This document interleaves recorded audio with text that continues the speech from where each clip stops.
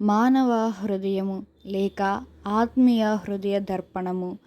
పరిశుద్ధ గ్రంథమందలి పాత నిబంధనలోని దైవ వాగ్దానమగు నూతన హృదయమును మీకిచ్చెదను, నూతన స్వభావమును మీకు కలుగచేసేదను అను వచనము కొత్త నిబంధన యందలి హెబ్రీ 8:10 నెరవేరిన విధముగా మన హృదయములలో ఇట్టి దైవ సంబంధమైన అనుభవము కలుగును గాక.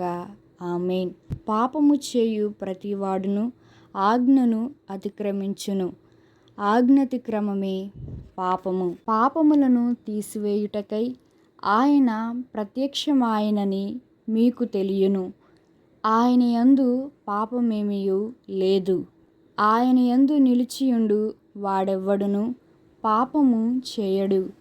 పాపము చేయు వాడెవ్వడును ఆయనను చూడనూ లేదు, ఎరుగనూ లేదు. చిన్నపిల్లలారా, ఎవనినూ మిమ్మును మోసపరచనీయకుడి. ఆయన నీతిమంతుడై ఉన్నట్టు నీతిని జరిగించు ప్రతివాడును నీతిమంతుడు.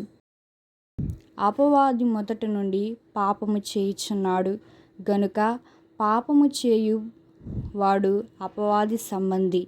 అపవాది యొక్క క్రియలను లయపరచుటకే దేవుని కుమారుడు ప్రత్యక్షమాయెను.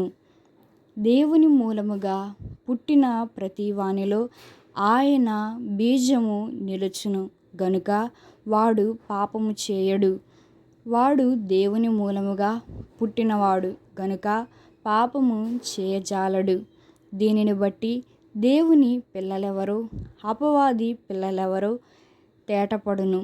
నీతిని జరిగించని ప్రతివాడును తన సహోదరుని ప్రేమింపని ప్రతివాడును దేవుని సంబంధులు కారు.